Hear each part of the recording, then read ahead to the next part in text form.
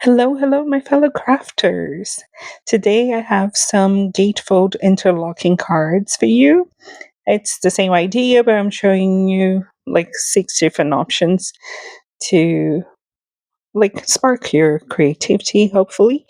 And then you can also use whatever you can see that you can use whatever you have in your stash to recreate something like that or something similar. These are very actually straightforward to make, so I'm going to be speeding through the gluing and die cutting a little bit. The first one, I'm using these two dies together, and I die cut one in gold and three out of white. The inside square, I save them, and I'm going to glue everything together. So I'm going to have one frame that has the gold cardstock on top, and then the solid square with the three layers. Later, I'm going to add color to them as I decide what color I want to my cards. When I started, I didn't really know what color each card was going to be and which frame I was going to use on each. I actually made a mistake very soon that I used my A7 frames thinking that I was going to be able to use a smaller one and a smaller card, and that didn't work. So I had to change plans later and shift it. But it's okay. It's nice to make these mistakes because then I can show you how I fix them. So I just taped those two metal dies together. One of them cuts only the details, the other one actually cuts the frame. And then for those squares, I'm going to show you here with these ones. The other ones I'm not going to show you, but I'm going to do the same thing. For these ones, I'm actually cutting like an eighth of an inch in each direction. I'm not cutting an eighth on each side.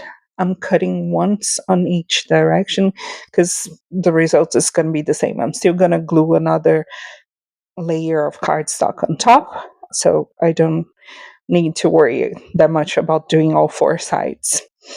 So I'm doing only two sides, making sure it's in the two different directions, but I'm doing all three of them, cutting off about an eighth of an inch. And then I'm going to glue them together and get them ready. I'm going to do that for everything I'm going to use today. So I have this one that I use that is from Pink Fresh Studio, that is older. This is the A7 layers. They are very, very fine. These are from Simon. I'm going to do the same thing. So I'm going to glue them together off screen to save some time. And this is the one that I had to kind of change gears later. You can see here that one die will give you that thin frame and also the solid part. And I'm not going to show you on screen, but I cut off 1/8 of an inch of the solid part as well. And then for the circle, I went through my different die sets, sorry, and I found one that was slightly smaller than the frame. So I die cut the solid from the singular die and then the frames from the frame die. Um, this one, I also wanted to show you how you can do it if you don't have frames dice, if you only have regular dice. So you can measure it. This one is either 7 centimeters or 2 3/4 inches in each direction. It's a square, right? So it's the same measurement on both direction. So I'm going to cut it off out of gold, slightly bigger. So you can use 1/4 of an inch, and then you have a die that is around 1/8 of an inch on each side. So you can make it as thick or as thin as you want. That's what I'm trying to say. It depends on what you want. This one I wanted it slightly thinner, so I made 1/4 of an inch, and then I tried to center it as best as I could. And then you just run that die, and because you cut it slightly bigger and you center it, you're gonna have a very fine um, frame. And you can do the same thing with the white paper and then line them up just like we did with the other ones. It's just more work, and you need to center them very well.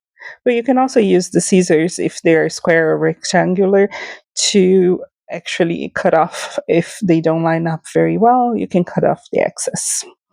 So this is another way that you could do using just regular dies if you don't have the frames. I just wanted to make sure that I'm showing you the option as well. I have these ones older from Alta New. They cut like a rhombus or diamond shape. It's also very thin. I think this is one of the finest ones.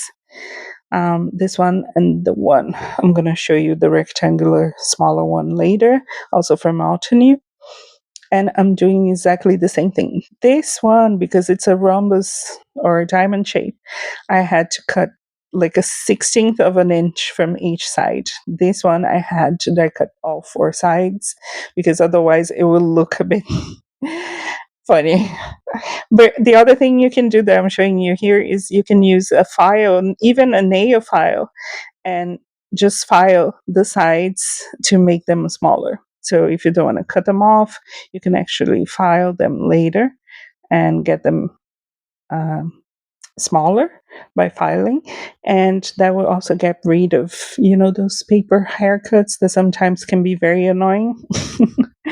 Yeah, it helps. Okay, so I chose kind of pastel colors for the card bases, and then I chose for each one of them a darker color for the center panel that I still have to die cut. I'll show you here in a minute. So for the light green, I got a darker green. For the teal, I got a lighter and a darker. For that kind of peach color, I got a lighter and a darker. For the cream, I got a yellow. And then one of them, I'm going to use a blue panel on the white card base, which is what you could do with all of them. I just want to show you the different options. So the first thing I like to do for my gatefold card bases is to fold them.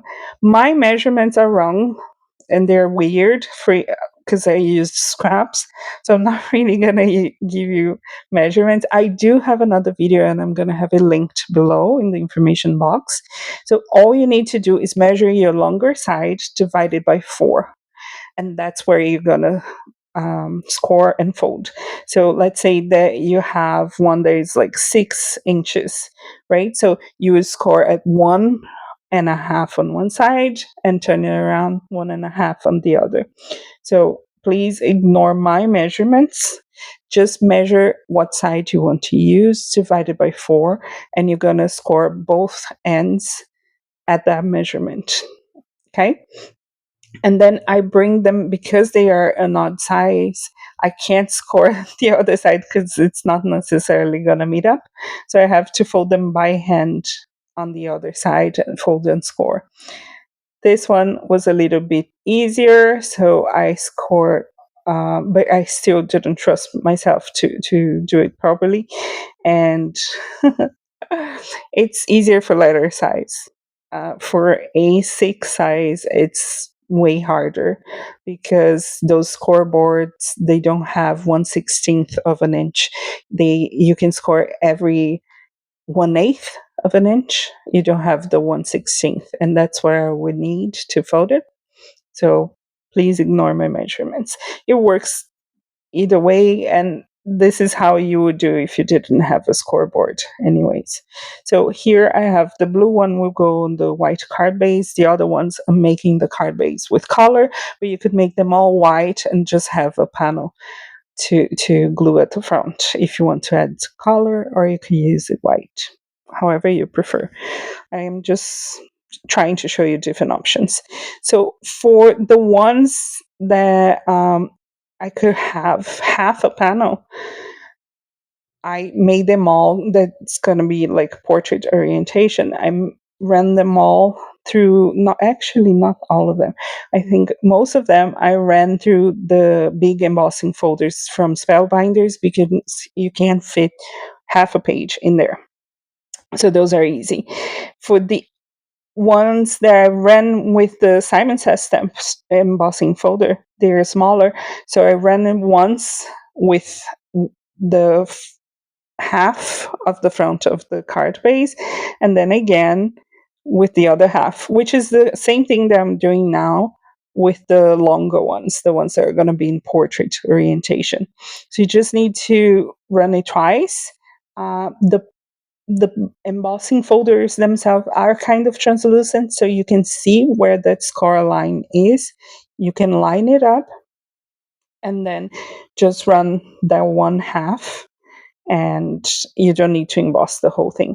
For the ones that are embossed the whole card base, I'm going to add a panel of white cardstock on the inside to make it easier for people to write their messages, because otherwise you have to write the messages on top of the embossing, and that might not work well. Lucky wanted to stop by, inspect my work. I think he approved. He likes to check everything and make sure that it's not food that I'm hiding from him. Today he actually stayed. He wasn't feeling very well, so he was very, very well behaved. This was the day that I took him to take the second round of his vaccination, so he was a bit low. Usually he's always biting my hand pretty bad. He's trying to eat my hand for some reason. I don't know, I probably smell like food. I think that's what it is. But yeah, he wanted to say hi to everybody. He's growing up very quickly and he's a really good boy, I have to say. Not great as a co-worker because he tends to eat my cards, but otherwise he's great. Okay, so let's continue. I'm going to cut those panels slightly smaller than a card front, so they will fit once we fold the two sides, and then I bring them into the card and I make sure they fits. That's all you have to do, and you don't need to emboss the whole card base if you don't want to include that panel on the inside, but it makes it stronger as well. So I like to do that. Okay, this is a weird thing that I do because my measurements were a bit off. I turn my panel around and I line it up, and then I'm going to mark where exactly the center line is, and I'm going to cut it. And I marked it with a pencil on the back because then I don't need to erase it. And then I'm going to bring them to the front and glue them exactly where I measured. So you could do all of your cards like this, and then you wouldn't need to use your color cardstock for your bases. I had some scraps, so I used most of them like that. And then I'm bringing those inner solid white 3 layers of cardstocks that I glued earlier, and I'm tracing them on the darker ones, and I'm going to cut them off screen with a paper trimmer, and the circular one with a die. Everything else, you saw how I was doing. I ran this one. This one is really fine frames, rectangular fine frames from Altenew. It's a very old die set, and it die cuts several very thin and fine frames, one inside of the other. So I chose the three biggest ones, the three outer ones, and I removed the rest. I'm saving the rest for another card, for another occasion. And then I'm going to measure the inside, cut off the smaller panels 3 times out of white, once out of yellow, glue them, layer them up, just like we did with everything else. I did use a bit of Scotch tape to hold those 3 frames together and in place while I was trying to layer them, and that made my life way easier than working with them separately. Now, I'll be honest with you, the blue and the kind of salmon color one that are in the diamond orientation, those were a bit tricky. So if I had to do them again, I will make them even smaller. I'll make them even smaller than I did, because when I try to open them, they would catch ever so slightly, and I don't like that. The circular ones were the best ones, the green ones at the end on the top right corner, because the center solid part is way smaller. So for this one, I used a ruler and I traced the center because I didn't trust myself to eyeball it for some reason. You don't need to do that. And then I'm putting glue only on one half. For all of them, I'm going to glue the solid part to the half right of the panel and the frame to the half left. That way they will close perfectly, no problem. They will close and open very well. I'll show you again at the end. But you just need to make sure that they are slightly smaller than the frame, and then there's no problem. All of them I did cut off a little bit, as you saw me earlier, as I told you. And the circular one, I did find a die that was slightly smaller, but it's just something for you to keep in mind and to remember. Don't forget to either file or cut off those shapes to make them slightly smaller than your frame. Here on the video, you can barely see the space in between them, but that's how I did it. For the ones that have the thicker frame, I did the solid panel first and then the frame. But that is especially useful if you're gonna um, glue the very fine frames, because their shape might warp and change a little bit. So it's good if you have that solid layer to put the thin frame around it and make sure that it's exactly the same shape that it should be. I wanted to apologize for not having a video up last week, where I got very, very sick and I lost my voice. I don't know, I think I had either bronchitis or a cold, a chest cold. And I'm still not 100%, but I'm getting there. At least I have my voice back and my throat is way better now. But yeah, it was a very tough week last week. I also lost my great uncle, and there were some problems with my apartment as well over the weekend. I'm sorry, I'm mixing up Portuguese and English. But yeah, it was a very tough week, and I just couldn't. Like, I had the video recorded, but I couldn't record the voiceover. So I'm gonna try to be a bit better from now on. Try to organize myself a little bit more. I still haven't found a job, so I'm feeling a bit low, a bit down. But I'll get there. I'll get there. I can't wait to have like very good news to share with all of you. Okay, so as you can see, I did another card base out of white, and I got a very light, it's Simon Says Stamp Fog cardstock. It's a very light gray for the 5x7 card, and then I could use my bigger frames that I cut up first. And as I said, I'm gluing the solid first and the very fine frame around it because that helps. So all of them, you just need to lift the center and they open, no problem. And if you want to stamp a sentiment, just make sure that you stamp the sentiment before you glue down your smaller panel. But that's it. I die cut sentiments because you know me, my thing is die cutting. And I just glued those sentiments and a different sentiment on each one of them. And I did add some bubbles to the gray one. But that's it. That's all. I hope you like these ideas. They're very simple, very easy to make, but you can see that there's a lot of interest and the cards look stunning, and there is something special about them because they open differently. I hope to see you again next week. I'm going to show you how to use background dies in several different ways. Please have fun and let me know if there's any questions. Love you. Bye.